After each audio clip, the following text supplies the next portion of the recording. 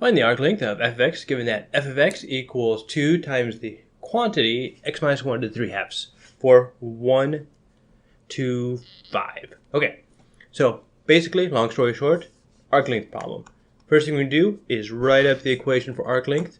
So the way I remember the arc length formula, some people just memorize it. I memorize as little as possible. I have the memory of a goldfish. Well, at least the short-term memory. Okay, so this will be delta y, this will be delta x, this will be some graph, probably f of x. And the idea here is we want to find the arc length, so here. So we're going to do, but we're going to do it all along the curve. So we'll do an integral, and we're going to do delta x squared plus delta y squared square rooted. And this is basically the Pythagorean Theorem, the whole a squared plus b squared equals c squared idea. And so then what we do here, click, click, and I'll go to the arrow too, and move to blue. We're going to factor out a delta x squared square rooted times square root of 1 plus delta y delta x quantity squared. Still the integral. And then changing these deltas to d's for derivatives, we're going to get something kind of like 1 plus f prime. I'm going to write this as dy dx. dy dx squared square rooted, and then this delta x squared becomes dx. And since we're doing this in dx, we'll do it from, I think they gave us the x value, 1 to 5. And one of the reasons why I like doing it this way is it becomes really easy then to know how to switch if you want to integrate with respect to x or integrate with respect to y. Because you could just as easily factor out the delta y here as the delta x, and then you'd have an integral for dy instead of dx. So this is how I remember the arc length formula. You can just memorize it if you'd like. I try and memorize as little as possible, and a lot of it will be a cost-benefit analysis on time. If you have a lot of time, derive the formula. Well, use this mnemonic to remember the formula. If you don't have a lot of time, just memorize it. So let's see here. So we have f of x equals, so now on to the actual problem. F of x equals 2 times x minus 1 to the 3 halves. I'll get rid of some of this over here. Clean up the board, but I'll leave the formula. Actually, I'll move the formula up so I can use it as a reference. Haha, there we go.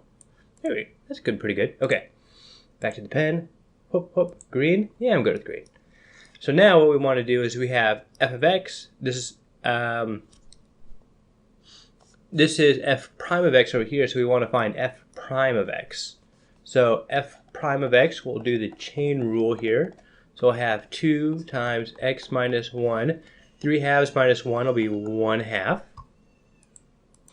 We'll bring the 3 halves down, so we have 3 halves here.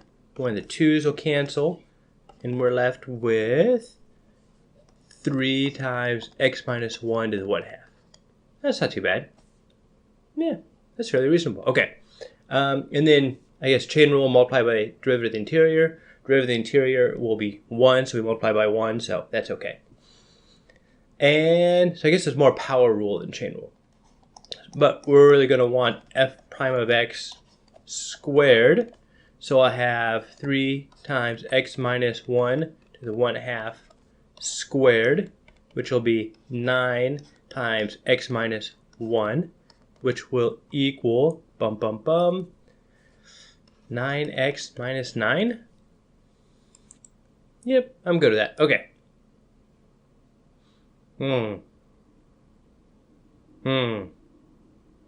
Well, let's plug it in and see what happens. So we have integral from 1 to 5 of quantity 1 plus 9x minus 9 square rooted dx, which equals integral 9x minus 8 squared. Actually, instead of doing the square root symbol, I'm going to do the 1/2 power. There we go. That way they're equivalent. It's just this way it's more obviously a power rule than if you just left the square root symbol in. And we'll do u equals 9x minus 8, du equals 9 dx. Multiply both sides by 9, we get du over 9 equals dx. And we are left with... Now the limits of integration change here, but I'll leave them off because I'll move them back. I'll transfer back to x before I finish the problem. So we have u to the 1/2 du times 1/9. There we go.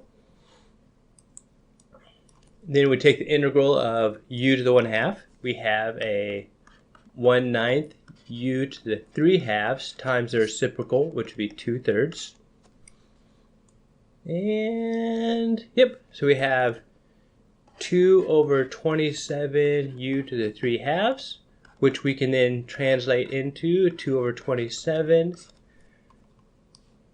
9x minus 8. 9x minus 8 to the 3/2. This will be evaluated from, what is it, 1 to 5? Ooh, I'm not sure if I know that. Yes, 1 to 5. There we go. 1 to 5.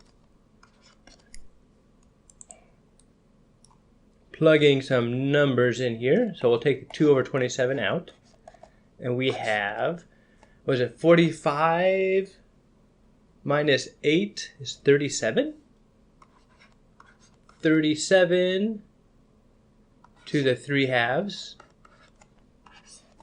minus, and then we plug in 1, which is 9 minus 8, which is 1 to the 3/2, which will just be 1. Is that it? That might be it. So our answer then will be 2 over 27 times 37 to the 3/2 minus 1 to the 3/2. But you can leave the 3/2 power out because 1 to the 3/2 is just 1. Let's see if this is... Ooh, quite the adventure there.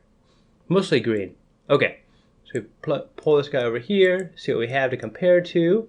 And we have... So it looks like right here, light blue, baby blue, cyan. So this is 37 to the 3/2, the same as 37 over 2 over 2 times 37 to the 1/2, which becomes 37 times the square root of 37. Ooh, don't know how oh, there we go. Which is the same as that. That part's the same as that. And then the 1, well, that's, yep, pretty identical. Okay, so the answer here then,